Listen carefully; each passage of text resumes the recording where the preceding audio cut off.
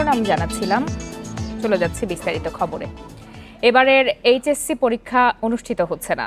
JSC ও এসএসসির ফলের ভিত্তিতে এইচএসসির মূল্যায়ন হবে। দুপুরে অনলাইন ব্রিফিংয়ে এ তথ্য জানান শিক্ষামন্ত্রী ডক্টর দীপু মনি। শিক্ষামন্ত্রী বলেন, ডিসেম্বরের মধ্যে মূল্যায়নের ফলাফল ঘোষণা করা হবে। এর আগে করোনা পরিস্থিতিতে এইচএসসি পরীক্ষা নেওয়া কত বড় চ্যালেঞ্জ হবে সেটি তুলে ধরেন শিক্ষামন্ত্রী। তিনি বলেন, পরীক্ষা নিতে গেলে দ্বিগুণ কেন্দ্রের প্রয়োজন হবে। এটি শিক্ষা বোর্ডগুলোর জন্য কঠিন হবে। বিষয় কমিয়ে বা সিলেবাস কমিয়ে পরীক্ষা নিতে গেলেও বেশ কিছু সমস্যার সৃষ্টি হবে। এক্ষেত্রে অনেক শিক্ষার্থী ক্ষতিগ্রস্ত হতে পারে। পরীক্ষার সময়ে কোনো শিক্ষার্থী আক্রান্ত হলে সে হয়তো কেন্দ্রে আসতে পারবে না। এ অবস্থায় বিভিন্ন দেশ তাদের পরীক্ষা বাতিল করেছে, কেউ কেউ স্থগিত করেছে। পরীক্ষার্থীদের জীবনের নিরাপত্তার কথা বিবেচনা করেই এইচএসসি পরীক্ষা না নেওয়ার সিদ্ধান্ত হয়েছে বলে জানান শিক্ষামন্ত্রী।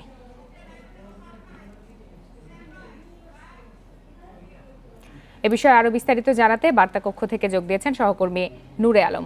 নূরে আলম, এইচএসসি পরীক্ষা তো অনুষ্ঠিত হবে না, যেভাবে মূল্যায়নের কথা বলা হয়েছে তাতে এই শিক্ষার্থীরা ভবিষ্যতে কোনো ধরনের সমস্যায় পড়বে কিনা, শিক্ষার্থীদের কোনো মন্তব্য আপনি এই বিষয়ে জানতে পেরেছেন কিনা? আমি শিক্ষার্থীদের সাথে কথা বলেছিলাম, বেশ কয়েকজন পরীক্ষার্থীর সাথে আমার কথা হয়েছে। তাদের ভেতরে আমরা দেখছি যে মিশ্র প্রতিক্রিয়া। কারণ যে শিক্ষার্থী এসএসসিতে গোল্ডেন জিপিএ 5 পেয়েছে সে কিন্তু এই সিদ্ধান্তে খুশি, অথবা জেএসসিতে গোল্ডেন জিপিএ 5 পেয়েছে। আবার যে শিক্ষার্থী এসএসসিতে জিপিএ 5 পায়নি, হয়তোবা কোনো কারণে তার মেধা ছিল অথবা তার পাওয়ার যোগ্যতা ছিল, কিন্তু তার পারিবারিক কারণে হোক অথবা অন্য কোনো পারিপার্শ্বিক কারণে হোক সে এসএসসিতে জিপিএ 5 পায়নি, অথবা তার ফলাফলটি খারাপ হয়েছে। এখন এইচএসসিতে সে ঘুরে দাঁড়ানোর একটি প্রস্তুতি নিয়ে রেখেছিল। এই শিক্ষার্থী স্বাভাবিকভাবে এই শিক্ষার্থীটি হতাশ হয়েছে এবং আশাহত হয়েছে।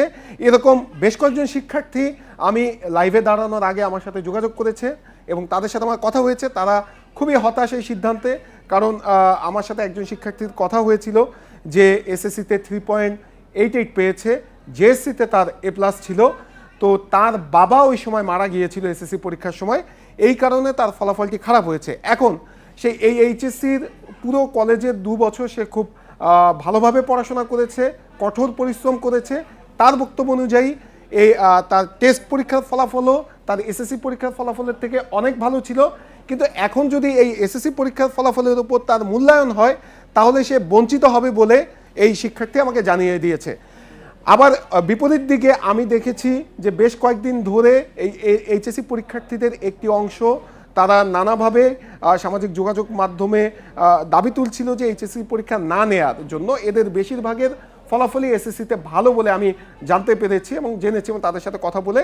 তো তারা খুব একটা সংকটের মুখে পড়বে না, কিন্তু যাদের ফলাফল খারাপ ছিল তারা এই সংকটের মধ্যে দিয়ে যেতে হবে। আমি শিক্ষা গবেষকদের সাথে কথা বলেছিলাম। শিক্ষা গবেষকরাও বলছেন যে এই সিদ্ধান্তটি একদিক দিয়ে ভালো, আবার অন্য দিক থেকে এটি বৈষম্য তৈরি করবে এবং বিশ্ববিদ্যালয়গুলোতে কিভাবে ভর্তি পরীক্ষা হবে বা কিভাবে মূল্যায়ন হবে, অথবা এইচএসসি পরীক্ষার পর একটি বড় অংশ চাকরির বাজারে প্রবেশ করে। বিভিন্ন সামরিক বাহিনী সহ অন্যান্য অনেক চাকরি রয়েছে যেখানে এইচএসসি পরীক্ষার পর শিক্ষার্থীরা প্রতিযোগিতার মধ্যে যায়। তো ওখানেও কিন্তু ওই যে চাকরিগুলো আছে সেখানেও কিন্তু জিপিএ একটি বড় ভূমিকা রাখে। দেখা যাচ্ছে যে এটি কিন্তু একটি বিশেষ পরিস্থিতি এবং বিশেষ পরিস্থিতিতে এই সিদ্ধান্ত। আপনি যে বিষয়গুলো বলছেন যে কারো ক্ষেত্রে এটি সমস্যা হবে, কারোর জন্য এটি ভালো হতে পারে, এই বিষয়গুলো কিন্তু ডাক্তার দীপু মনি তার অনলাইন ব্রিফিংয়ে বিষয়গুলো বেশ ভালোভাবে বিস্তারিত আলোচনা করেছেন। আমরা সেটি দেখেছি এবং আপনিও সেটি দেখেছেন। কিন্তু এই মুহূর্তে যাদের পরীক্ষা হচ্ছে না তারা কিন্তু পরীক্ষার একটা প্রস্তুতি নিয়েছিলেন এবং পরবর্তীতে যেটা হবে তারা তাদের বিশ্ববিদ্যালয়ে ভর্তি পরীক্ষার জন্য তারা তাদের প্রস্তুতি শুরু করবেন। তো এই মুহূর্তে তাদের পড়াশোনাটা কি কেন্দ্রিক হবে বা পড়াশোনা থেকে কেউ সরে যাবে কিনা, এই বিষয়ে বিশেষজ্ঞরা কি বলছেন? আচ্ছা, শিক্ষামন্ত্রী যেটি আমাকে বলেছেন, আমরা এইসব বিষয়গুলো নিয়ে প্রশ্ন করেছিলাম যে এই বৈষম্যের বিষয়ে আরেকটি বড় বৈষম্য তৈরি হতে পারে বলে শিক্ষার্থীরা আশঙ্কা করছে যে তারা যেহেতু পরীক্ষা ছাড়াই ফলাফল পেয়ে যাচ্ছে, পরবর্তীতে চাকরির বাজারে গেলে কোনো ধরনের বৈষম্যের মুখে তারা পড়বে কিনা।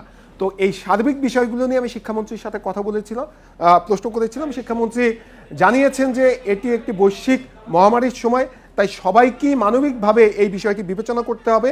পরবর্তীতে যারা চাকরি দিবেন অথবা চাকরির বাজার যারা নিয়ন্ত্রণ করেন তাদেরকেও এই বিষয়টি মাথায় রেখে কাজ করতে হবে। আসলে এই সংকটের মধ্যে এর বিকল্প কোনো পদ্ধতি মন্ত্রণালয়ের হাতে ছিল না বলেও তিনি জানিয়েছেন। সেই সাথে আমি শিক্ষা বিশেষজ্ঞদের সাথে কথা বলেছিলাম, শিক্ষা বিশেষজ্ঞরাও বলছেন যে এর খারাপ দিকগুলো আছে, ভালো দিকও আছে, আর তারাও যে কোনো সমাধান দিতে পেরেছেন ব্যাপারটি আসলে এরকম নয় যে তারাও তেমন কোনো সমাধান দিতে পারছেন না। তবে তারা বলছেন যে এর ফলে কিছুটা বৈষম্য বাড়তে পারে, কিন্তু তারপরে আমি তাদের কাছে জানতে চেয়েছিলাম অথবা এর আগেও জানার চেষ্টা করেছিলাম যে আপনাদের পরামর্শ কি। তারাও কোনো সুনির্দিষ্টভাবে কোনো পরামর্শ দিতে পারেনি, কোনো ফলপ্রসূ পরামর্শ দিতে পারেনি। মন্ত্রণালয় বারবার বলছে যে এই পরিস্থিতির মুখে পড়েই তাদেরকে এই ধরনের সিদ্ধান্ত নিতে হয়েছে। তাই সবাইকে এই বিষয়টি সজাগ থাকতে হবে এবং সবাইকে মানবিকভাবে এই বিষয়টিকে দেখতে হবে। আর যে বৈষম্যের কথাগুলো আমি কিছুক্ষণ আগেই বলছিলাম, সেই বৈষম্যের বিষয়গুলো নিয়েও মন্ত্রী মহোদয়কে আমরা প্রশ্ন করেছিলাম, তিনি এর জবাবও দিয়েছেন। তিনি বলেছেন যে আসলে কি হবে বা কি হতে পারত সেটি নিয়ে এখন আসলে বলা যাচ্ছে না। হয়তোবা অনেক পরীক্ষার্থী যদি পরীক্ষা নেওয়া হতো, অনেকে করোনা আক্রান্ত হওয়ার একটি সম্ভাবনা ছিল, অথবা তার পরিবার যদি করোনা আক্রান্ত হতো তাহলে কিভাবে পরীক্ষা নিবে সেটি নিয়েও একটি বড় ধরনের চ্যালেঞ্জের সম্মুখীন হতে হতো মন্ত্রণালয়কে। তাই এই পদ্ধতি ছাড়া বিকল্প তাদের হাতে আর কোনো পদ্ধতি ছিল না। আর যে পরামর্শক কমিটির কথা বলা হয়েছে, সেই পরামর্শক কমিটিটি গঠন করা হবে। সেখানে মূলত শিক্ষা বিশেষজ্ঞরা থাকবে, শিক্ষা গবেষকরা থাকবে, বোর্ডের কর্মকর্তারা থাকবে। এই সার্বিক গবেষক বিশেষজ্ঞ কর্মকর্তাদের সমন্বয়ে এই কল্যাণকর হয় সেই বিষয়টি মাথায় রেখে আসলে এরকম একটি যুগান্তকারী সিদ্ধান্ত নেওয়া হয়েছে। আপনাকে অসংখ্য ধন্যবাদ আমাদের সাথে যোগ দেওয়ার জন্য। ধর্ষণ ও নারী নির্যাতনের প্রতিবাদে এবং ধর্ষণের সর্বোচ্চ শাস্তি মৃত্যুদণ্ড করার দাবিতে আজও বিভিন্ন জেলায় বিক্ষোভ মানববন্ধন অব্যাহত আছে। দায়ীদের দৃষ্টান্তমূলক শাস্তির দাবিতে রাস্তায় বিভিন্ন শ্রেণী পেশার মানুষ নারীকে বিবস্ত্র করে নির্যাতনের প্রতিবাদে নোয়াখালীতে মানববন্ধন ও বিক্ষোভ হয়েছে। এতে বিভিন্ন শ্রেণীর মানুষের পাশাপাশি অংশ নেন আইনজীবীরা।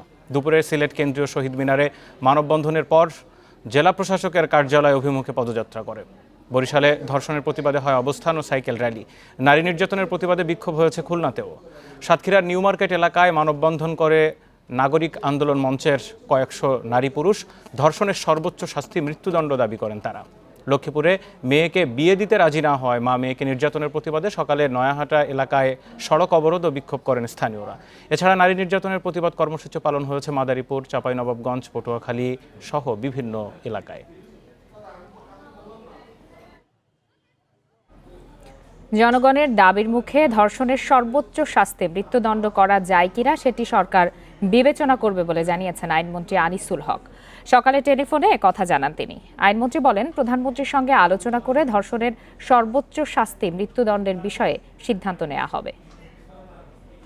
জনগণ যখন দাবি তুলেছে এটা নিয়ে তো বিবেচনা করতে হবে, প্রত্যাখ্যান করে তো দেওয়া যায় না, তাই না? এটা এবং আমি বলেছি যে এটা ভালো মন্দ সবকিছু বিবেচনা করে তারপরে এটা সম্বন্ধে করা হয়। ধর্ষকের সর্বোচ্চ শাস্তি মৃত্যুদণ্ড করার দাবি অযৌক্তিক নয় বলে মন্তব্য করেছেন সড়ক পরিবহন ও সেতুমন্ত্রী ওবায়দুল কাদের। তার মতে, নারীর প্রতি সহিংস আচরণকারীদের বিরুদ্ধে সামাজিক আন্দোলন গড়ে তুলতে হবে। দুপুরে তেজগাঁওয়ের সড়ক ও জনপথ অধিদপ্তরের কার্যালয়ে পরিদর্শনে গিয়ে তিনি এসব কথা বলেন। এ সময় ঢাকা চট্টগ্রাম ও ঢাকা নবীনগর মহাসড়কের 4 লেন নকশায় ত্রুটিতে দায়ীদের বিরুদ্ধে ব্যবস্থা নিতে সড়ক বিভাগের প্রধান প্রকৌশলীকে নির্দেশ দেন ওবায়দুল কাদের। বলেন, ভুল নকশার পেছনে কাদের গাফিলতি আছে তা খুঁজে বের করতে হবে। ঠিকাদাররা কাজের গুণগত মান ঠিক না রাখলে তাদের কার্যাদেশ বাতিলেরও নির্দেশ দেন মন্ত্রী। ওবায়দুল কাদের বলেন, দেশে গণতন্ত্র আছে বলেই বিএনপি বিনা বাধায় সরকারের বিরুদ্ধে কথা বলতে পারছে, এজন্য তাদের কাউকেই জেলে যেতে হয়নি।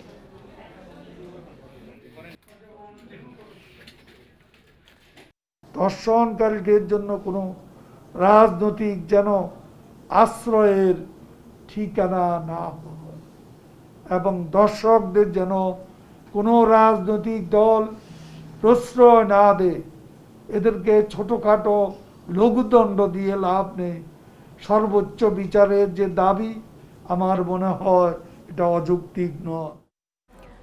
সরকারের ছত্রছায়ায় দেশে ঘটে যাওয়া ধর্ষণের ঘটনাগুলো বিশ্ব বিবেককে নাড়া দিয়েছে বলে মন্তব্য করেছেন বিএনপি মহাসচিব মির্জা ফখরুল ইসলাম আলমগীর। সকালে জাতীয় প্রেস ক্লাবের সারা দেশে ধর্ষণ নির্যাতন বন্ধে আয়োজিত মানববন্ধনে এ মন্তব্য করেন তিনি। পরে মির্জা ফখরুল পরবর্তী কর্মসূচি হিসাবে আগামীকাল বৃহস্পতিবার সারা দেশে নারী ও শিশুর ধর্ষণ এবং যৌন নির্যাতনের প্রতিবাদে বিক্ষোভ সমাবেশ ও মানববন্ধন কর্মসূচি পালন করার ঘোষণা দেন। মির্জা ফখরুল বলেন, ধর্ষণ ও নারী শিশু নির্যাতনের মতো বিষয়গুলো এই সরকারের আমলে বেড়েছে। গত কয়েক মাসের হিসাব করলেই এর প্রমাণ পাওয়া যায়। শুধু ধর্ষণ বা যৌন নির্যাতনই নয়, দেশের আইন শৃঙ্খলা পরিস্থিতির পাশাপাশি অর্থনৈতিকভাবেও দেশ অনেক পিছিয়ে পড়েছে বলেও মন্তব্য করেন মির্জা ফখরুল।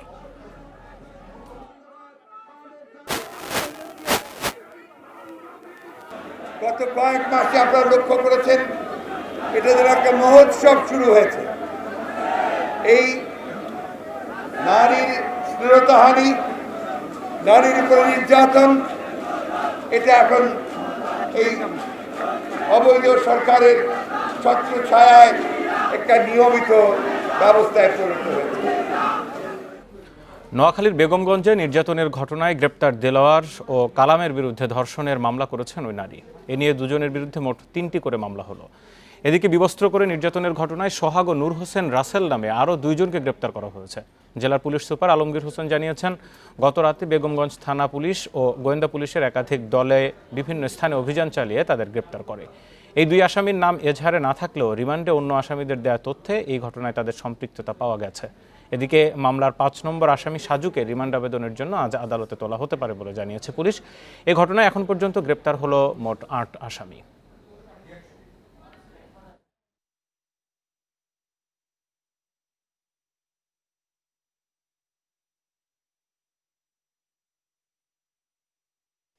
আরো 2 জন আমরা অ্যারেস্ট করেছি, মামলার সংশ্লিষ্টতা পাওয়া গেছে যাদের, এবং এমনি মোট আমরা পুলিশের কাছে এখন 7 জন আসামি আছে। আর আরেকজন আসামির জন্য আমরা শোন অ্যারেস্ট দিয়েছি, যার নাম হচ্ছে দেলোয়ার, এবং সেটি আদালতে সেই শোন অ্যারেস্টের প্রেয়ারটি এখন বিবেচনাধীন আছে। এই মুহূর্তে নোয়াখালী থেকে আমাদের সাথে সরাসরি আছেন সহকর্মী আবু নাসের মঞ্জু। সকাল থেকেই তিনি সেখানকার আপডেট জানিয়ে যাচ্ছেন। আবু নাসের, এই যে নতুন মামলা হলো, এই বিষয়ে পুলিশ নতুন করে কোনো তথ্য দিয়েছে কিনা? আরেকটি বিষয়, পুরাতন যে মামলাগুলো আছে সেগুলোর অগ্রগতি কি, সব মিলিয়ে বিস্তারিত জানাবেন।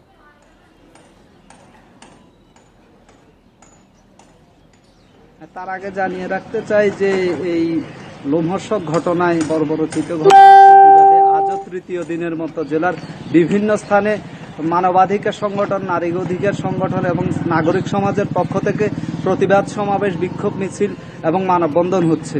এদিকে জাতীয় আইনগত সহায়তা কমিটি এবং আইন ও সালিশ কেন্দ্রের প্রতিনিধি দল ভুক্তভোগীর সাথে দেখা করেছেন, ঘটনাস্থল পরিদর্শন করেছেন। মামলার বিষয় হচ্ছে যে নতুন করে দেলোয়ার হোসেন, মূল হোতা যাকে বলা হচ্ছে দেলোয়ার হোসেন এবং তার অপর সহযোগী কালাম, তাদের 2 জনের বিরুদ্ধে নোয়াখালীর বেগমগঞ্জ মডেল থানায় ভুক্তভোগী ওই নারী বাদী হয়ে ধর্ষণের মামলা করেছেন।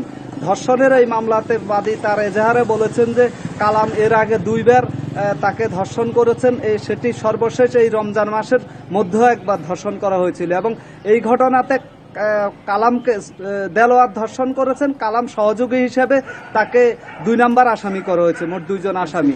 আর অন্যদিকে মামলার অগ্রগতি হচ্ছে, আজকে 3 জন আসামিকে নোয়াখালীর মুখ্য বিচারিক হাকিম আদালতে তোলা হচ্ছে এবং তাদের বিরুদ্ধে রিমান্ড আবেদন করা হবে। আর হচ্ছে যে অন্য আসামি যারা রয়েছেন তাদেরকে গ্রেপ্তারের জন্য জেলার বিভিন্ন স্থানে পুলিশের একাধিক টিম, সাদা পোশাকে পুলিশ এবং নিয়মিত পুলিশ, গোয়েন্দা পুলিশ, তারা তাদের অভিযান অব্যাহত রেখেছেন। শুধু নোয়াখালীর বিভিন্ন স্থানে না, সারা দেশেই যেখানে যেখানে তারা সম্ভাব্য আত্মগোপন করতে পারেন সেখানে অভিযান চালানো হচ্ছে। এই ক্ষেত্রে পুলিশের তথ্য প্রযুক্তি ব্যবহার করা হচ্ছে এবং মোবাইল ট্র্যাকিং করা হচ্ছে। আর হচ্ছে যে এই যে যারা মামলার আসামি রয়েছেন এজাহারভুক্ত এবং অজ্ঞাতনামা আসামি, তার বাইরেও ঘটনার সামনে পেছনে যারা রয়েছেন তাদেরকে খুঁজে বের করার জন্য পুলিশ নানা রকম কৌশল অবলম্বন করছে। এই ক্ষেত্রে ভুক্তভোগীর জবানবন্দি, ভুক্তভোগীর স্বামী যিনি মামলার প্রধান সাক্ষী তার জবানবন্দি এবং আসামিদেরকে যাদেরকে রিমান্ডে নেওয়া হয়েছে ইতিমধ্যে তাদের কাছ থেকে প্রাপ্ত তথ্য, এই সবকিছু ক্রস চেক করে এবং স্থানীয় লোকজনের আপনাকে অনেক ধন্যবাদ। নোয়াখালীর সর্বশেষ খবরাখবর জানাচ্ছিলেন সহকর্মী। বঙ্গবন্ধুর অসমাপ্ত আত্মজীবনী প্রকাশের পর ইতিহাস বিকৃতির হাত থেকে জাতি কিছুটা রক্ষা পেয়েছে বললেন প্রধানমন্ত্রী শেখ হাসিনা। গণভবনে বঙ্গবন্ধুর অসমাপ্ত আত্মজীবনী বইয়ের ব্রেইল সংস্করণ উন্মোচন করে তিনি একথা বলেন। প্রধানমন্ত্রী জানান, এ বইয়ের মাধ্যমে দৃষ্টি প্রতিবন্ধীরাও বঙ্গবন্ধু ও মুক্তিযুদ্ধের ইতিহাস জানার সুযোগ পাবেন। মন্ত্রিপরিষদ বৈঠকের আগে গণভবন থেকে মন্ত্রিপরিষদ বিভাগের সঙ্গে ভার্চুয়ালি যুক্ত হন প্রধানমন্ত্রী। দৃষ্টি প্রতিবন্ধীদের জন্য বঙ্গবন্ধুর অসমাপ্ত আত্মজীবনীর ব্রেইল সংস্করণের মোড়ক উন্মোচন করেন শেখ হাসিনা। বইটি প্রকাশ করেছে সমাজ কল্যাণ মন্ত্রণালয়। ভাষা আন্দোলন থেকে মুক্তিযুদ্ধ, প্রতিটি অধিকার আদায়ের সংগ্রামে জাতির পিতার অবদান তুলে ধরেন বঙ্গবন্ধু কন্যা। বলেন, ৭৫-এ পট পরিবর্তনের পর ইতিহাস বিকৃত করে জাতির পিতার নাম সব জায়গা থেকে মুছে ফেলার চেষ্টা হয়েছিল। এই বই প্রকাশ হওয়ার পর অন্তত সেই ইতিহাস বিকৃতির হাত থেকে আমরা কিছুটা রক্ষা পাই। তো পরবর্তীতে যখন আমি ইন্টেলিজেন্স ব্রাঞ্চের রিপোর্টগুলি প্রকাশ করি, ইতিমধ্যে আপনারা জানেন যে এটার ৬ কপি ইতিমধ্যে ছাপা হয়ে গেছে, আরও ৭ এবং ৮ কপি আমাদের কাছে এখনও আছে। এটা আমি দেখে দিলে আবার ছাপা হয়ে যাবে। এর মধ্য দিয়ে কিন্তু আরও আমাদের দেশের সংগ্রামের ইতিহাস, বিশেষ করে জাতিপিতা বঙ্গবন্ধু শেখ মুজিবের সংগ্রামের ইতিহাসটা এটা বের হয়ে আসে এবং আমরা কীভাবে স্বাধীনতা অর্জন করেছি সেটা ধীরে ধীরে কিন্তু প্রকাশ পায়। শেখ হাসিনা বলেন, ইতিহাস বিকৃতির নেপথ্যে জড়িতদের ষড়যন্ত্র ব্যর্থ করে সঠিক ইতিহাস উঠে এসেছে বঙ্গবন্ধুর প্রতিটি লেখায়। অসমাপ্ত আত্মজীবনীর ব্রেইল সংস্করণের মাধ্যমে এবার দৃষ্টি প্রতিবন্ধীরাও বঙ্গবন্ধু ও মুক্তিযুদ্ধের ইতিহাস জানার সুযোগ পাবেন। এটি সব লাইব্রেরিতে সংরক্ষণের পরামর্শ দেন প্রধানমন্ত্রী। জাতির পিতার জীবনী, তার সঙ্গে বাংলাদেশের অভ্যুত্থান, আমরা বাঙালি জাতি হিসেবে আমাদের আত্মপরিচয়, আমরা যে একটা স্বাধীন জাতি আজ হতে পেরেছি, এটা জানার, এই ইতিহাস জানার একটা সুযোগ রয়ে গেছে এই সব প্রকাশের মাধ্যমে। প্রধানমন্ত্রী জানান, অসমাপ্ত আত্মজীবনী ও কারাগারের রোজনামচা দুটি নামই দিয়েছেন বঙ্গবন্ধুর ছোট মেয়ে শেখ রেহানা। অনিমেষ কর, ইন্ডিপেন্ডেন্ট নিউজ, ঢাকা। কক্সবাজারের উখিয়ায় সংঘর্ষে ৪ জন নিহতের ঘটনায় কুতুপালং রোহিঙ্গা ক্যাম্পে এখনও উত্তপ্ত পরিস্থিতি বিরাজ করছে। ক্যাম্পে W2 অংশে থেমে থেমে গুলির শব্দ শোনা যাচ্ছে বলে জানিয়েছেন স্থানীয় রোহিঙ্গারা। ক্যাম্পের নিরীহ রোহিঙ্গারা চরম নিরাপত্তাহীনতায় ভুগছেন। পরিস্থিতি নিয়ন্ত্রণে অতিরিক্ত পুলিশ ও APBN সদস্য মোতায়েন করা হয়েছে। ঘটনাস্থল পরিদর্শনে আসছেন পুলিশের চট্টগ্রাম রেঞ্জের ঊর্ধ্বতন কর্মকর্তারা। রোহিঙ্গাদের সন্ত্রাসী কর্মকাণ্ড বন্ধের দাবিতে উখিয়া ও টেকনাফের বিভিন্ন স্থানে বিক্ষোভ করেছেন স্থানীয়রা। এদিকে হয়ংখং চাকমারকুল ক্যাম্প থেকে অপহৃত আমির হোসেনকে উদ্ধার করেছেন APBN সদস্যরা। মঙ্গলবার সন্ধ্যায় ৮ নম্বর পূর্ব ক্যাম্পে মাস্টার মুন্না বাহিনী ও আলী ইয়াকিন বাহিনীর মধ্যে সংঘর্ষ হয়। এ সময় মুন্নার ভাই গিয়াসউদ্দিন সহ ওই পক্ষের ৪ জনকে কুপিয়ে হত্যা করা হয়। পুলিশ জানিয়েছে, আধিপত্য বিস্তার নিয়ে গত ১ সপ্তাহ ধরেই রোহিঙ্গা ক্যাম্পে দফায় দফায় সংঘর্ষ চলছে।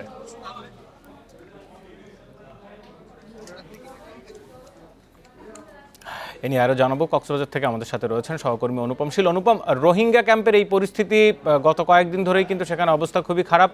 এখন সর্বশেষ কি পরিস্থিতি? কক্সবাজারের নতুন DIG কিন্তু এর আগেও একবার গেছিলেন, আবার নতুন করে যাচ্ছেন, সব মিলিয়ে খবর কি? আমি এখন রোহিঙ্গা ক্যাম্পের ভেতরে আছি, অর্থাৎ কুতুপালং রোহিঙ্গা ক্যাম্পের যে 14 আর্ম পুলিশ ব্যাটালিয়নের ক্যাম্প রয়েছে সেই ক্যাম্পের সামনে। এবং আমার এখানে দেখতেই পাচ্ছেন স্বভাবতই যে আইনশৃঙ্খলা রক্ষাকারী বাহিনীর একেবারে কড়া একটি অবস্থান বা সতর্ক একটি অবস্থান ইতিমধ্যে রয়েছে। এবং এখানে কিছুক্ষণ পরে আমরা যেমনটা খবর পাচ্ছি যে চট্টগ্রাম রেঞ্জের DIG তিনি এখানে আসবেন এবং সেই জন্য এখানে ইতিমধ্যে কিন্তু এই কক্সবাজারের অতিরিক্ত পুলিশ সুপার এবং এই যে উখিয়া সার্কেলের যিনি সহকারী পুলিশ সুপার রয়েছেন তিনি সহ APBN-এর ঊর্ধ্বতন কর্মকর্তারা উপস্থিত হয়েছেন। ক্যাম্পের ভেতরে এখন নানা ধরনের গুজব এবং নানা ধরনের খবর ভেসে বেড়াচ্ছে। তবে যেহেতু এক্ষেত্রে আমরা এখানে কোনো আনুষ্ঠানিক বক্তব্য এখনও পাইনি, সেক্ষেত্রে কোনটি আসলে সত্য সে বিষয় নিয়ে এখনই স্পষ্ট করে বলা যাচ্ছে না। তবে আমরা যেটি ইতিমধ্যে নিশ্চিত হয়েছি যে ইতিমধ্যে একজনকে কক্সবাজার সদর হাসপাতালে নিয়ে যাওয়া হয়েছে গুলিবিদ্ধ অবস্থায়। এবং এর বাইরে আমরা খবরও যেটি বলছিলাম যে চাকমারকুল এলাকা থেকে অপহৃত আমির হোসেন নামে এক রোহিঙ্গাকে APBN সদস্যরা উদ্ধার করেছেন। তো তাকে মূলত কালকে সকালে অপহরণ করে নিয়ে যাওয়া হয়েছিল বলে আমরা জানতে পেরেছি। এবং এখানে ক্যাম্পের সামনে এখন এখানে অনেক নারী পুরুষ বিশেষ করে শিশুরা এসেছে এদিকে নিরাপদ আশ্রয়ের খোঁজে ছুটোছুটি করছেন। তাদের অনেককে দেখছি যে তারা ক্যাম্প থেকে তাদের যে কাপড় চোপড় আছে সেগুলো গুটিয়ে পার্শ্ববর্তী ক্যাম্প বা পার্শ্ববর্তী এলাকায় যে তাদের আত্মীয় স্বজন রয়েছে অন্যান্য ক্যাম্পে, সেই সমস্ত ক্যাম্পে ছুটে যাচ্ছেন। তো সব কিছু মিলিয়ে পরিস্থিতি বেশ উত্তপ্ত। আমরা খবরে যেটি বলছিলাম যে W2 অর্থাৎ W2 অংশে কিছু কিছু ক্ষেত্রে গুলির শব্দ শোনা যাচ্ছে বলে আমাদেরকে স্থানীয় রোহিঙ্গারা জানিয়েছেন। এবং এই সব কিছুকে ঘিরে ইতিমধ্যে ক্যাম্প এলাকায় এক ধরনের ভীতিকর পরিস্থিতি তৈরি হয়েছে এবং এখানে যারা আইনশৃঙ্খলা রক্ষাকারী বাহিনী সহ অন্যান্য সদস্যরা আছেন তারা কিন্তু যথেষ্ট সতর্ক একটি অবস্থার মধ্য দিয়ে আছেন। তো এইটিকে ঘিরে যে আলোচনার এখন ডিআইজি আসলে তিনি যখন এই বিষয়টি ব্রিফ করবেন তখন হয়তো আমরা এই বিষয়ে আরও বিস্তারিত জানতে পারবো। কক্সবাজারের রোহিঙ্গা ক্যাম্পে থেমে থেমে গুলির শব্দ শোনা যাচ্ছে, চলছে বিভিন্ন ধরনের হত্যা নির্যাতনের খবরাখবর। সেই খবর আমাদের জানাচ্ছিলেন আমাদের সহকর্মী কক্সবাজারের রোহিঙ্গা ক্যাম্পের সামনে থেকে। ট্রেড লাইসেন্স দেয়া বন্ধ, ছাড়পত্র নেই ফায়ার সার্ভিসের, তবু পুরান ঢাকায় দেদারসে চলছে কেমিক্যাল ব্যবসা। সেই সুযোগ করে দিয়েছে দক্ষিণ সিটি কর্পোরেশন ও বাণিজ্য মন্ত্রণালয়। এক পক্ষ আমদানিকারক হিসাবে লাইসেন্স দিচ্ছে, আরেক পক্ষ অনুমতি দিচ্ছে কেমিক্যাল আমদানির। এভাবে বৈধভাবে চলছে অবৈধ বাণিজ্য।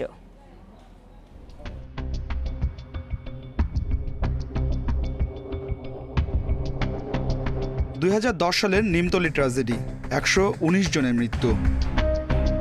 2019 সালে আবার চুড়িহাট্টায় আগুন, মৃত্যু 71 জনের। দুবারই পুরান ঢাকা থেকে রাসায়নিকের গুদাম অপসারণে পদক্ষেপ নেয় সরকার। 1.5 বছর পর পুরান ঢাকার চিত্র এটি। একটি আবাসিক ভবনের বেজমেন্টে ঢোকানো হচ্ছে বিপুল সংখ্যক কেমিক্যালের ড্রাম। ফুটেজ নিতে গেলে বাধা দেয় শ্রমিকরা। পুরান ঢাকার এসব সারি সারি আবাসিক ভবনের নিচে মিথাইল, ইথানল, থিনার সহ বিভিন্ন রাসায়নিকের দোকান। বেজমেন্টে করা হয়েছে গুদাম। এখনও রাসায়নিকের ঝুঁকি নিয়েই ব্যবসা চলছে পুরান ঢাকায়। রাসায়নিকের ঝুঁকিমুক্ত করতে ঢাকা দক্ষিণ সিটি কর্পোরেশনের কার্যক্রমেও ভাটা পড়েছে।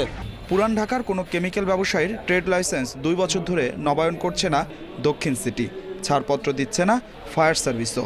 কিন্তু এতে কোনো সমস্যাই হচ্ছে না ব্যবসায়ীদের, কারণ তাদের অনেকেই আমদানিকারকের লাইসেন্স পেয়েছেন এবং বাণিজ্য মন্ত্রণালয়ের অনুমতি নিয়ে পুরান ঢাকাতেই কেমিক্যাল ব্যবসা চালিয়ে যাচ্ছেন। কেমিক্যাল আমদানিকারকের ধরন দেওয়া দেখলেন না, ধরনে শুধু আমদানিকারক দেওয়া। এখানে কি ব্যবসা প্রতিষ্ঠানটা কি শেষ অনুযায়ী তো দেখে তারপরে দিয়েছে। আমাদের আরেকটা ট্রেড লাইসেন্স করে অন্য একটা নাম দিয়ে করে আমাদেরকে করে সেভাবে আমরা পরিচালনা করতেছি। আমরা কৌশল অবলম্বন করে কিছু কাজ করতেছি, কিন্তু এটা পার্সেন্টেজটা কত? এটা 5%, 10%। এ অভিযোগ জেনে বুঝে এড়িয়ে যাওয়ার চেষ্টা করছে ঢাকা দক্ষিণ সিটি কর্পোরেশন। এই ধরনের কিছু থাকলে আপনি মেনশন করেন, হ্যাঁ, মেনশন করে আমাকে একসময় একটা SMS দেন, আমরা চেক করে দেখবো যে কত নম্বর ওয়ার্ড। বাণিজ্যিকভাবে আপনি ব্যবসা করবেন সেটার লাইসেন্স তো আমরা দিই না, সেটা বাণিজ্য মন্ত্রণালয় দেয়, সেটা city corporation trade licence issue করে। এখানে আমাদের কোনো ইনাম, আমরা যৌথভাবে একটা মিটিং করছি এবং সেখানে আমরা বলেছি যে তাদেরকে লাইসেন্স না দেওয়ার জন্য, ট্রেড লাইসেন্স না দেওয়ার জন্য। তলে তলে ব্যবসায়ী ও প্রশাসনের এমন বোঝাপড়া পুরান ঢাকার জন্য ঝুঁকিপূর্ণ বলছে ফায়ার সার্ভিস। আবারও সতর্ক করল কেমিক্যালের যথেচ্ছ মজুদে যে কোনো সময় ঘটতে পারে নিমতলী বা চুড়িহাট্টার মতো দুর্ঘটনা। চুড়িহাট্টার মতো ওই ধরনের বড় ঘটনা হয়তো গত 1 বছরে আমরা দেখিনি, কিন্তু একতলা বা দোতলায় যে তারা কেমিক্যালের গোডাউন এখনও তারা রেখেছে, এটা কিন্তু একইভাবে সিমিলার যে কোনো ধরনের অ্যাক্সিডেন্ট কিন্তু করতে পারে। পুরান ঢাকায় কেমিক্যাল আমদানিকারক রয়েছে 1700 জন। তাদেরকে সরাতে 2টি অস্থায়ী ও একটি স্থায়ী জায়গা তৈরি করা হচ্ছে, তবে সেখানে কাজ চলছে ঢিমে তালে। Adilur Rahman, independent news, Dhaka. রাজধানীর মহাখালীর ডিএনসিসি মার্কেটের করোনা ভাইরাস নমুনা পরীক্ষা কেন্দ্রে নমুনা দিতে আসছেন সৌদি প্রবাসীরা। ভোর থেকেই ভিড় রয়েছে সেখানে। সেনাবাহিনীর নির্দেশনা মেনে প্রবাসীরা প্রথমে করোনা পরীক্ষার জন্য কুপন সংগ্রহ, পরে পাসপোর্ট ও ভিসা এবং টিকিট দেখিয়ে সরবরাহকৃত ফর্ম পূরণ করে নমুনা দিচ্ছেন। তবে ফ্লাইটের সময় কম থাকায় করোনা পরীক্ষার সনদ পাওয়া নিয়ে উদ্বেগ রয়েছে প্রায় সবার মধ্যে। প্রবাসীরা জানান, দুপুরে ফ্লাইটের কিছুক্ষণ আগে অনেকে পাচ্ছেন পরীক্ষার সনদ দিতে, বিমানবন্দরে একেবারে শেষ সময়ে পৌঁছাতে পারছেন রিপোর্টিং করতে। এ অবস্থায় দ্রুত পরীক্ষার ফল দেওয়ারও অনুরোধ তাদের। আবার কম সময়ে পিসিআর টেস্টে কারো ভুল রিপোর্ট হলে বিদেশ যাত্রা অনিশ্চয়তায় পড়তে পারে বলেও জানান তারা। এদিকে ভিসার মেয়াদ দেখে প্রবাসীদের টিকিট দিচ্ছে সৌদি এয়ারলাইন্স। রাজধানীর কারওয়ান বাজারে সোনারগাঁও হোটেলে সৌদি এয়ারলাইন্সের বুথের সামনে রয়েছে প্রবাসীদের ভিড়। টিকিট বিক্রিতে শৃঙ্খলা ফিরে আসায় খুশি তারা।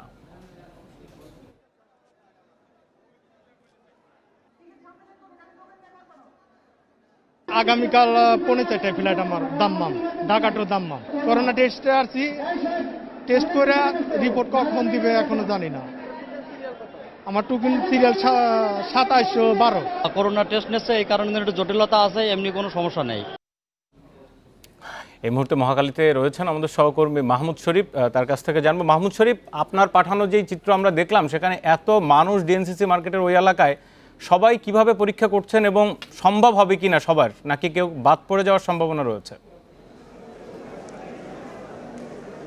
দেখুন, বিমান টিকিট যেভাবে সংগ্রহ করেছে, অর্থাৎ ভিসার মেয়াদ দেখে বিমান টিকিট দিচ্ছে এখন সৌদি এয়ারলাইন্স, বাংলাদেশ বিমান, ঠিক একই নিয়মে এই করোনা পরীক্ষাতেও একই নিয়ম অনুসরণ করা হচ্ছে। এখানে যারা সকালে জড়ো হয়েছিলেন টোকেনের জন্য, কারণ এখানেও টোকেনের একটি ব্যবস্থা রয়েছে, কিন্তু সেটিও আবার ভিসার মেয়াদ দেখে তাদেরকে সিরিয়ালে ডাকা হয়। কিন্তু যাদের একেবারে ভিসার মেয়াদ শেষ হতে চলেছে বা যাদের ফ্লাইট আগামীকাল বা যাদের ফ্লাইট আজকে দুপুরে ছিল, তাদের এমন অনেককেও পেয়েছি যাদের আজকে দুপুরে ফ্লাইট, তারাও আজকে এখানে এসেছিল করোনা রিপোর্ট সংগ্রহ করতে, কারণ তাদের অনলাইনে যে রিপোর্টটি যাওয়ার কথা ছিল সেই রিপোর্টটি যায়নি। অর্থাৎ সকাল 11টার দিকে আমি বেশ কয়েকজনকে দেখেছি যাদের দুপুর 2টায় ফ্লাইট ছিল সৌদি এয়ারলাইন্সের, তারা রিপোর্ট পাননি, তখন তারা এখানে এসেছেন, অভিযোগ জানিয়েছেন, তারপর এখান থেকে তাদের যে করোনার রিপোর্ট সেটি দ্রুত ব্যবস্থা করে দেয়া হয়েছে। এখন যে জিনিসটি বলছেন যে সবাই পাচ্ছে কিনা, এখন যারা ভোরে বা সকালে এসেছিলেন তারা এখন এই যে লাইনে দাঁড়িয়ে আছেন, অর্থাৎ যারা এই লাইনে এখন দাঁড়িয়ে নমুনা দিচ্ছেন তাদের ফ্লাইট হচ্ছে আগামীকাল। অর্থাৎ এখানে যখনই আসছে সবাই, তখনই এখানে মাইকে সেনাবাহিনী, সশস্ত্র বাহিনীর পক্ষ থেকে জানানো হচ্ছে যাদের ফ্লাইট আগে, তাদেরকে আগে নমুনা পরীক্ষা করা হবে। সেক্ষেত্রে টোকেন অবশ্যই বাধ্যতামূলক, টোকেন তাকে নিতেই হবে এবং টোকেনে নেবার পর একটি ফর্ম ফিল আপ করতে হবে। সেই ফর্মের মধ্যে তথ্য দিতে হবে যে কবে ফ্লাইট, তার ভিসার মেয়াদ কতদিন রয়েছে, এমন তথ্য পূরণ করবার পরেই মূলত তার নমুনা পরীক্ষার জন্য এখানে আনা হয়। তো এখানে যারা দায়িত্বরত আছেন তাদের সাথে কথা বলে জানা গেছে যে প্রতিদিনই অন্তত 10-12 বা কোনো দিন 15 বা কোনো দিন 20 জন পর্যন্ত এই করোনা পজিটিভ আসছে। অর্থাৎ যাদের পজিটিভ আসছে একেবারে শেষ মুহূর্তে, তারা কিন্তু তাদের যে গন্তব্য সেখানে যেতে পারছে না। কারণ মাহমুদ শরীফ, আরেকটা বিষয়, পিসিআর ল্যাবে পরীক্ষার জন্য একটা নির্দিষ্ট সময় লাগে, বেশ কয়েক ঘন্টা করে সময় লাগে, সেই সময় মেনে নিয়মতান্ত্রিকভাবে পরীক্ষা হচ্ছে তো? কারণ এর আগে রোম থেকে কিন্তু প্রবাসীদের ফিরিয়ে দেওয়ার রেকর্ড রয়েছে বাঙালিদের। দেখুন, সেনাবাহিনীর পক্ষ থেকে বলা হচ্ছে যে অন্তত 12 ঘন্টা সময় লাগে এই নমুনা পরীক্ষা করার জন্য, কারণ আজকে দুপুরে যাদের নমুনা নেওয়া হচ্ছে তাদের ফ্লাইট আগামীকাল বিকেলে, অর্থাৎ এই যে 12 ঘন্টার মধ্যে তারা তাদের যে নমুনার রিপোর্ট, সেই রিপোর্টটাই তারা অনলাইনে পাবে, অর্থাৎ ওয়েবসাইটে পাবে। এখন ওয়েবসাইটে যদি কেউ না পায়, সেক্ষেত্রে তিনি এখানে এসে অভিযোগ করবেন এবং এখানে একটি বুথ করা আছে, সেখানে থেকেই তাদের যে সমস্যা সেটি সমাধান করার চেষ্টা করা হয়। এবং সেনাবাহিনীর পক্ষ থেকে বলা হচ্ছে যে এটি আসলে একেবারেই নির্ভেজাল বা নির্ভুল একটি রিপোর্ট যাচ্ছে, কারণ যেহেতু এখানে তাড়াহুড়া করার কোনো সুযোগ নেই, কারণ যেহেতু যদি কারো ভুল রিপোর্ট হয় সেক্ষেত্রে তার বিদেশ যাত্রাই বাতিল হয়ে যাবে। এই কারণে সর্বোচ্চ সতর্কতা মেনেই কিন্তু এখানে করোনার পরীক্ষা করা হচ্ছে। অবশ্যই আপনাকে অনেক ধন্যবাদ। শুধু একজনের বিদেশ যাত্রা না, এক্ষেত্রে সবার ক্ষেত্রে নানান ধরনের প্রতিবন্ধকতা তৈরি হতে পারে যদি ভুল রিপোর্ট হয়। কিশোরগঞ্জের হাওরের বুকে নির্মিত হয়েছে দৃষ্টিনন্দন সড়ক। এরই মধ্যে বিপুল সংখ্যক দর্শনার্থী ছুটছেন এর সৌন্দর্য উপভোগ করতে। পর্যটক আকর্ষণের পাশাপাশি হাওড় অঞ্চলের যোগাযোগ ব্যবস্থাকে উন্নত করবে এই অবকাঠামোটি, পাল্টে দেবে আর্থসামাজিক অবস্থা। প্রায় 900 কোটি টাকা ব্যয়ে নির্মিত এই অবকাঠামো আগামীকাল উদ্বোধন করবেন প্রধানমন্ত্রী শেখ হাসিনা। আকাশ আর হাওরের থই থই পানির মাঝখান দিয়ে পিচ ঢালা রাস্তা, যেন বিশাল জলরাশির বুকে জেগে উঠেছে প্রশস্ত সড়ক। কিশোরগঞ্জের হাওড়া অঞ্চলের সৌন্দর্যের নতুন মাত্রা যোগ করেছে এই অবকাঠামো। হাওর ঘিরে সৃষ্টি হয়েছে পর্যটনের অপার সম্ভাবনা। এরই মধ্যে বিভিন্ন এলাকা থেকে আসছেন শত শত পর্যটক। মিঠামন থানা থেকে অষ্টগ্রাম থানার পাশাপাশি 8 থেকে 10 কিলোমিটার ছিল, 15 কিলোমিটার সর্বোচ্চ দূরত্ব। এখান থেকে ওখানে যেতে আমাদের 12 ঘন্টা লাগতো, তো এখনই রাস্তা হওয়ার ফলে আমরা চাইলেই 20 মিনিটে যেতে পারছি পাশের উপজেলায়। যোগাযোগ ব্যবস্থার উন্নতি হওয়ায় কর্মসংস্থান বেড়েছে শ্রমজীবী মানুষের। নৌকা নিয়ে আসতেছে, দেখতেছে, আমরা খুব ভালো লাগতেছে। আমরা মাছ মাইরে এখানে আসা রাত্রে থাকি। প্রায় 30 কিলোমিটার দীর্ঘ সড়কটি নির্মাণ শেষে এখন উদ্বোধনের অপেক্ষায়, যা ইটনা, মিঠামইন ও অষ্টগ্রাম উপজেলার মধ্যে সহজ করবে যোগাযোগ। সড়কটি ধনী এবং বাউলা নদীর সমান্তরালে বিস্তীর্ণ হাওরের মধ্যে দিয়ে ইটনা হতে শুরু হয়ে মিঠামইন হয়ে অষ্টগ্রামে শেষ হয়েছে। সারা বছর ব্যবহার উপযোগী অলওয়েদার সড়কটি নির্মাণে ব্যয় হয়েছে 874 কোটি 8 লাখ টাকা। Independent news desk. লক্ষ্মীপুরের সদর উপজেলায় মাছ ধরাকে কেন্দ্র করে দুই পক্ষের সংঘর্ষে একজন নিহত হয়েছেন, আহত হয়েছেন আরও 4 জন। এ ঘটনায় চন্দ্রগঞ্জ থানায় 9 জনকে আসামি করে হত্যা মামলা করেন নিহতের ভাই। পুলিশ জানায়, দীর্ঘদিন ধরে আধিপত্য বিস্তার নিয়ে জয়নাল আবেদিন ও জলিল উদ্দিনের মধ্যে বিরোধ চলছিল। গতরাতে মাছ ধরাকে কেন্দ্র করে দুপক্ষের সমর্থকদের সংঘর্ষ হয়। এতে ঘটনাস্থলে জয়নাল আবেদিনের সমর্থক সবুজ হোসেন মারা যান। এ ঘটনায় মামলার পর একজনকে গ্রেপ্তার করা হয়েছে। অন্যদের গ্রেপ্তারে অভিযান চলছে বলে জানিয়েছে পুলিশ। ধর্ষণ ও ধর্ষণের সহায়তার অভিযোগে 3 জেলায় মামলার পর 10 জনকে গ্রেপ্তার করা হয়েছে। এর মধ্যে ফেনীতে ইউপি সদস্য নুরুল করিম সবুজ সহ 5 জন, কিশোরগঞ্জে 1 জন এবং আশুলিয়ায় 4 জনকে গ্রেপ্তার করেছে পুলিশ। ফেনীর ছাগলনাইয়ায় ধর্ষণের ঘটনা সালিশি মীমাংসার মাধ্যমে তা ধামাচাপার চেষ্টা করেন প্রভাবশালীরা। পরে ভুক্তভোগী নারী 5 জনকে আসামি করে মামলা করেন। এরপর ইউপি সদস্য নুরুল করিম চৌধুরী সবুজ সহ 5 জনকে গ্রেপ্তার করে পুলিশ। কিশোরগঞ্জে এক নারীকে দোকানে 3 দিন আটকে রেখে নির্যাতনের মামলায় মোবাইল মেকানিক শাহাবুদ্দিনকে গ্রেপ্তার করা হয়েছে। এদিকে আশুলিয়ায় 2 কিশোরী ধর্ষণের ঘটনায় আলামিন, জাকির, রাকিব ও শাহরুখ নামে 4 জনকে আটক করা হয়। গত রাতে উপজেলার ভাদাইল ও আশপাশের এলাকা থেকে 3 জন এবং খুলনা থেকে 1 জনকে আটক করা হয়েছে।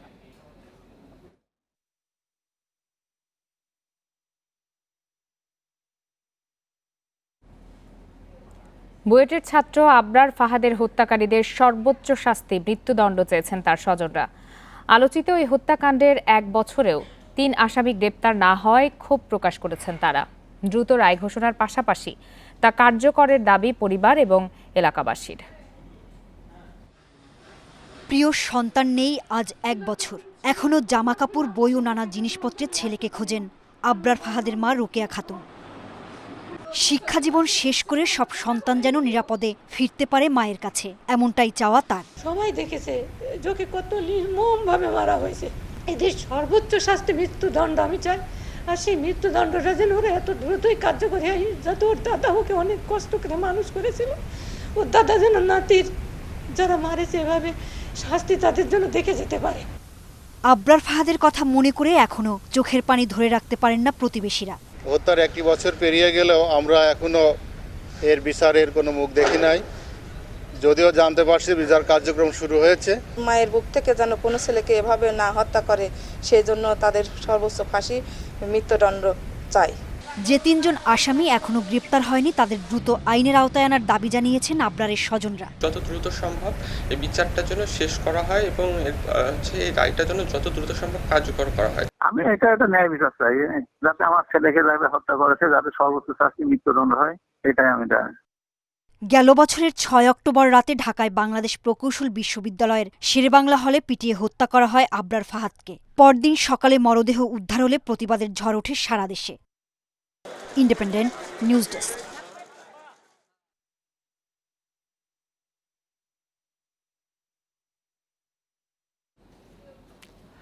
সেপ্টেম্বরে মূল্যস্ফীতির হার বেড়ে প্রায় 6% পৌঁছেছে। গত মাসে এই হার ছিল 5.97 এই নিয়ে টানা 3 মাস মূল্যস্ফীতি বাড়ল। ফলে করোনার মধ্যেও ভোগান্তি বাড়ল সীমিত আয়ের মানুষ ও মধ্যবিত্তের। বাংলাদেশ পরিসংখ্যান ব্যুরোর হালনাগাদ প্রতিবেদনে এই তথ্য উঠে এসেছে। এতে জানানো হয়, জুলাইয়ে মূল্যস্ফীতির হার ছিল 5.58% এবং আগস্টে ছিল 5.68%, যা সেপ্টেম্বরে আরও বেড়েছে। বিবিএস বলছে, গত 2 মাস খাদ্যপণ্যে মূল্যস্ফীতি ছিল 6%-এর বেশি। আর সেপ্টেম্বরে খাদ্য বহির্ভূত পণ্যে মূল্যস্ফীতি কিছুটা বেড়ে হয়েছে 5.12%। গত মাসে গ্রাম ও শহরের মানুষের উপর মূল্যস্ফীতির চাপ প্রায় সমান ছিল, তবে গ্রামে মূল্যস্ফীতির চাপ ক্রমশ বাড়ছে। এদিকে সেপ্টেম্বরে জাতীয় মজুরি সূচক বেড়ে দাঁড়িয়েছে 5.5 ভাগে। মার্কিন প্রেসিডেন্ট ডোনাল্ড ট্রাম্পের ঘনিষ্ঠ সহযোগীদের মধ্যে আরও কয়েকজন করোনা শনাক্ত হয়েছেন। এর মধ্যে রয়েছেন হোয়াইট হাউসের উপদেষ্টা স্টিফেন মিলার ও একজন উচ্চপদস্থ সামরিক কর্মকর্তা। এদিকে যুক্তরাষ্ট্রের নির্বাচনে ডেমোক্রেটিক প্রার্থী জো বাইডেনের সাথে পূর্ব নির্ধারিত দিনেই নির্বাচনী বিতর্কে অংশ নেওয়ার আগ্রহ জানিয়েছেন প্রেসিডেন্ট ট্রাম্প। করোনায় আক্রান্ত হয়ে মাত্র 3 দিন হাসপাতালে থেকেই হোয়াইট হাউসে ফেরেন মার্কিন প্রেসিডেন্ট ডোনাল্ড ট্রাম্প। হাসপাতালে থাকার সময়ও হঠাৎ গাড়িবহর থেকে সমর্থকদের সাথে দেখা করেন তিনি। তখনই বিশেষজ্ঞরা উদ্বেগ জানিয়েছিলেন এসব কর্মকাণ্ডে হোয়াইট হাউসে করোনার বিস্তার আরও বাড়তে পারে। সেই শঙ্কাকে সত্যি করে এরই মধ্যে করোনা শনাক্ত হলেন হোয়াইট হাউসের জ্যেষ্ঠ উপদেষ্টা স্টিফেন মিলার এবং এক উচ্চপদস্থ সামরিক কর্মকর্তা। উপসর্গ দেখা দেয়ায় 5 দিন আইসোলেশনে থাকার পর মঙ্গলবার করোনা আক্রান্ত হওয়ার কথা নিশ্চিত করেন মিলার। এদিকে মার্কিন কোস্টগার্ডের ভাইস কমান্ড্যান্ট অ্যাডাম রে করোনা আক্রান্ত হওয়ায় আইসোলেশনে গেছেন সামরিক বাহিনীর শীর্ষস্থানীয় অনেক কর্মকর্তা। অতিরিক্ত সতর্কতা হিসেবে আরও কয়েকজন কর্মকর্তাও স্বেচ্ছায় আইসোলেশনে রয়েছেন। তবে এত কিছুর পরও পূর্ব নির্ধারিত দিনেই ডেমোক্র্যাট প্রেসিডেন্ট প্রার্থী জো বাইডেনের সাথে নির্বাচনী বিতর্কে অংশ নেওয়ার আগ্রহ জানিয়েছেন প্রেসিডেন্ট ট্রাম্প। হোয়াইট হাউসে ফিরে তিনি বলেন, আমেরিকানরা করোনার সঙ্গে বসবাস করতে শিখে গেছেন। অবশ্য আগামী 15 অক্টোবর মায়ামিতে দ্বিতীয় নির্বাচনী বিতর্ক নিয়ে উদ্বেগ জানিয়েছেন ডেমোক্র্যাট প্রার্থী বাইডেন। আমি ঠিক জানি না বিতর্কের দিন কী ধরনের নিয়ম থাকবে। আমি জানি না প্রেসিডেন্ট ট্রাম্প কি ভাবছেন বা তার বর্তমান অবস্থা কি। আমি হয়তো তার সাথে বিতর্কে অংশ নিতে পারবো, কিন্তু আমার আশা সব ধরনের জরুরি প্রোটোকল মেনে চলা হবে। ট্রাম্প করোনা থেকে সম্পূর্ণ সুস্থ না হওয়া পর্যন্ত আমাদের এই বিতর্কে অংশ নেওয়া ঠিক হবে না বলে আমি মনে করি। এদিকে করোনা নিয়ে ভুল তথ্য দেয়ায় ট্রাম্পের একটি পোস্ট সরিয়ে ফেলেছে ফেসবুক ও টুইটার। ওই পোস্টে করোনাকে ফ্লুর চেয়েও কম প্রাণঘাতী বলে মন্তব্য করেন তিনি। সাদিয়া ফ্রেন, ইন্ডিপেন্ডেন্ট নিউজ। কোনোভাবেই কমছে না করোনায় নতুন আক্রান্তের হার। বিশ্বে গত 24 ঘন্টায় 3 লাখেরও বেশি মানুষের করোনা শনাক্ত হয়েছে। একদিনে মারা গেছেন আরও 5400 জন। এই নিয়ে বিশ্বে 214 দেশ ও অঞ্চলে করোনায় মোট মৃত্যু 10,54,000 ছাড়ালো। মোট আক্রান্ত 3,60,00,000। এদিকে এ পর্যন্ত সুস্থ হয়েছেন 2,71,00,000 মানুষ। টানা কয়েকদিন ভারতে সংক্রমণের হার কম থাকলেও যুক্তরাজ্য, ফ্রান্স, স্পেন সহ ইউরোপের একাধিক দেশ করোনা ভাইরাসের পুনরায় সংক্রমণ সামলাতে হিমশিম খাচ্ছে। দ্বিতীয় দফা সংক্রমণ সামাল দিতে ইউরোপের বেশ কয়েকটি দেশে কড়াকড়ি বাড়ানো হচ্ছে। ভারতে মঙ্গলবার করোনায় মারা গেছে 991 জন। নতুন করে রোগী মিলেছে 72,000। এ নিয়ে দেশটিতে মোট আক্রান্তের সংখ্যা 67 লাখ ছাড়ালো। যুক্তরাষ্ট্রে গত 24 ঘন্টায় ভাইরাসে 691 জনের মৃত্যু ও 39,000 মানুষ নতুন করে আক্রান্ত হয়েছেন। যুক্তরাষ্ট্রের সিডিসির গবেষকদের দাবি, ভাইরাসের অ্যারোসল বাতাসে কয়েক ঘন্টা পর্যন্ত থাকতে পারে। বদ্ধ জায়গায় তা ছড়াতে পারে 2 মিটারের বেশি দূর পর্যন্ত। করোনা আক্রান্ত ব্যক্তি থেকে 6 ফুট দূরেও সংক্রমণের ঘটনা ঘটেছে বলে জানিয়েছে সিডিসি। ব্রাজিলে কয়েকদিন কম থাকার পর আবার বেড়েছে মৃত্যু ও সংক্রমণের হার। মঙ্গলবার সেখানে করোনায় মারা গেছে 798 জন। নতুন করে শনাক্ত হয়েছেন 30,000। আর্জেন্টিনায় মঙ্গলবার প্রায় 15,000 নতুন রোগী শনাক্ত হয়েছে। ইউরোপের দেশগুলোতে হু হু করে বাড়ছে সংক্রমণ। যুক্তরাজ্যে মঙ্গলবার 14,000-এর বেশি রোগী মিলেছে। দেশটিতে হাসপাতালে রোগীর সংখ্যা একদিনে 25% বেড়েছে। এছাড়াও স্পেনে 12,000, ফ্রান্সে 10,000 মানুষের দেহে ভাইরাস মিলেছে। ঘরের বাইরে বের হলেই পরতে হবে ফেস মাস্ক ঘোষণা দিয়েছেন ইতালির স্বাস্থ্যমন্ত্রী। জার্মানির পার্লামেন্টেও সবার জন্য মাস্ক বাধ্যতামূলক করেছে কর্তৃপক্ষ। করোনার বিস্তার বাড়ায় 4 জনের বেশি লোকের সমাগম নিষিদ্ধ করেছে বেলজিয়াম সরকার। চেক রিপাবলিকের সংক্রমণ বাড়ায় দেশজুড়ে দ্বিতীয় দফা জরুরি অবস্থা জারি করেছে চেক সরকার। এদিকে ইউরোপীয় ইউনিয়নের এক্সিকিউটিভ ব্রাঞ্চের 159 জন কর্মীর করোনা শনাক্ত হয়েছে। অন্যান্য কর্মীরাও ঝুঁকিতে আছেন বলে জানিয়েছে ইইউ মুখপাত্র। Lutfa Fauzia, Independent News. কাজী সালাউদ্দিনের মতোই চতুর্থ মেয়াদে বাফুফের কমিটিতে কাজী নাবিল আহমেদ। এবারও ন্যাশনাল টিমস কমিটির চেয়ারম্যান হিসেবে থাকার সম্ভাবনা বেশি বাফুফের এই সহ সভাপতির। আগামী 4 বছর জাতীয় দলের আন্তর্জাতিক ম্যাচের সংখ্যা বাড়ানোতে জোর দিতে চান তিনি। ঢাকার অদূরে একটি পূর্ণাঙ্গ স্টেডিয়াম তৈরির আবেদন নিয়ে প্রধানমন্ত্রীর কাছে যাওয়া হবে জানিয়েছেন তিনি। দীর্ঘদিন দেশের ফুটবল নিয়ে আছেন সংগঠক কাজী নাবিল আহমেদ।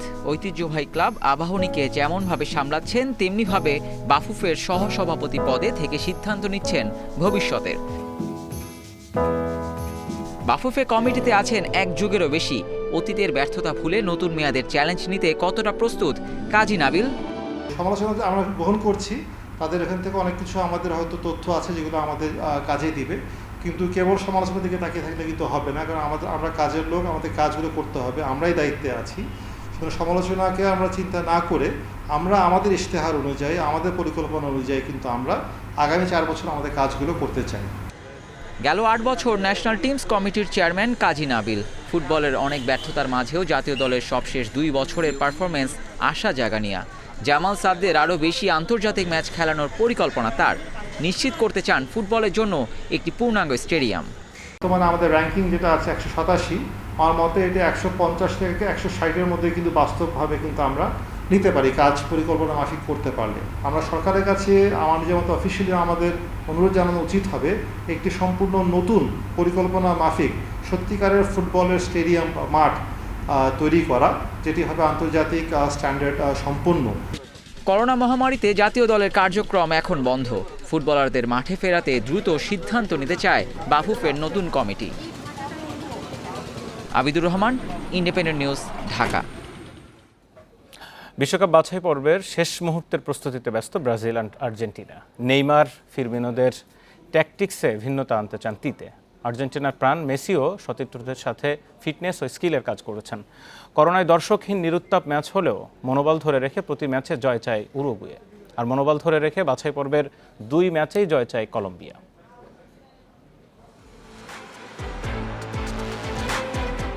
ক্লাব ফুটবলে বিরতি, ব্যস্ততা বেড়েছে আন্তর্জাতিক সার্কিটে। বিশ্বকাপ বাছাই পর্বের ম্যাচ খেলতে ব্রাজিলে নেইমার, ফিরমিনো, কুতিনিওরা। প্র্যাকটিস সেশনে টেকনিক ও ট্যাকটিক্সে গুরুত্ব সেলেসাওদের। বেশিরভাগ সময় ক্লাব সতীর্থদের সঙ্গে থাকলেও দেশের সতীর্থদের প্রতি টান অন্যরকম। সে কারণেই নেইমারের এমন খুনসুটিতে মেতে ওঠা। চোটের কারণে আলিসন জেসুসের অনুপস্থিতি কোচ তিতের অস্বস্তি বাড়িয়েছে। শঙ্কা আছে রিচার্লিসনকে নিয়েও। তবে বলিভিয়া পেরু ম্যাচে তিতের আস্থায় সমৃদ্ধ সাইড বেঞ্চ।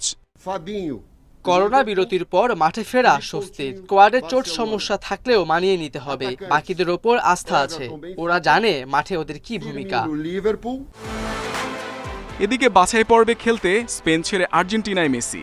এলএম10-এর চার্টার্ড বিমানে সঙ্গী ছিলেন ওকাম্পোস, দিবালা সহ 5 সতীর্থ। ইকুয়েডর চ্যালেঞ্জের আগে সতীর্থদের সাথে বোঝাপড়া বাড়াতে মাঠেও সিরিয়াস আর্জেন্টাইন খুদে জাদুকর।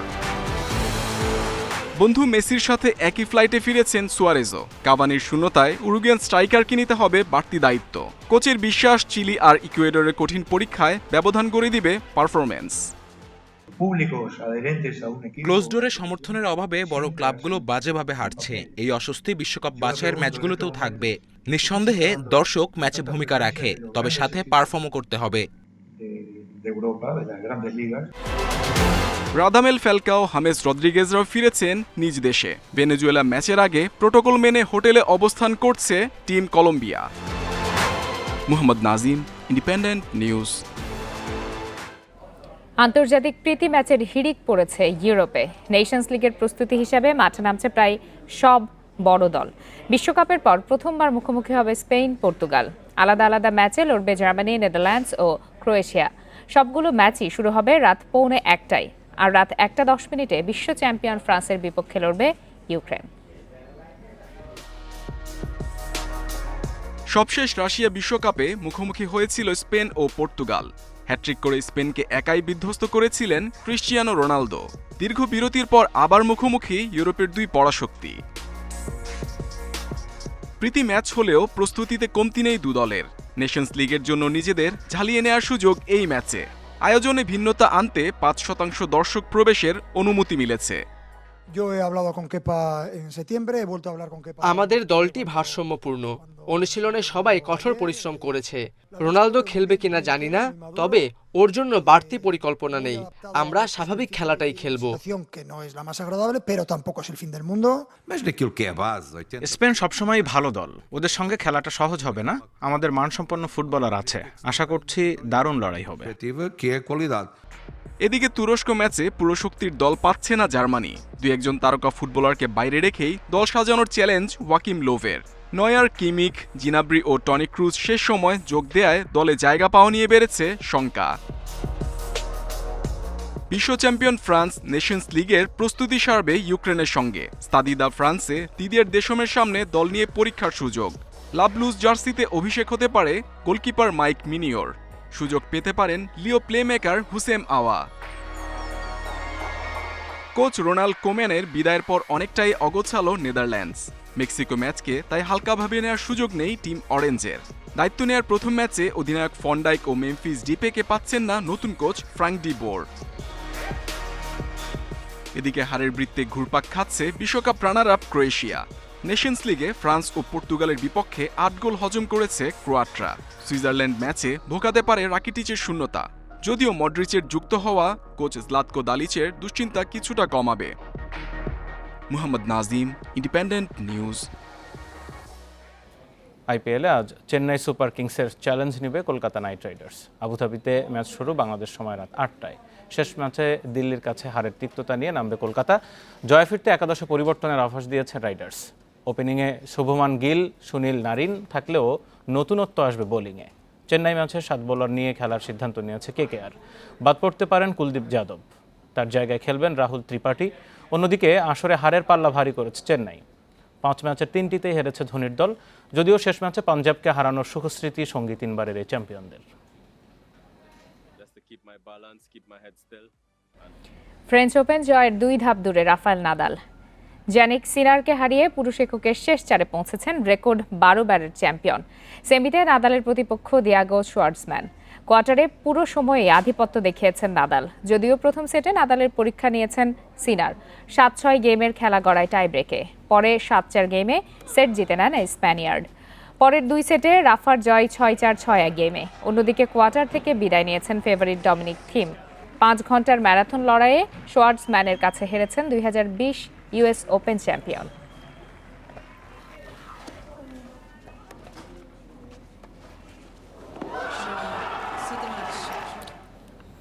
আর এই ছিল আজকের বিরতিহীন সংবাদ দুপুরে। ফেসবুক, ইউটিউব আর টুইটারে চোখ রাখুন। সংবাদের আরো বিস্তারিত দেখতে আর সাথে থাকার জন্য ধন্যবাদ।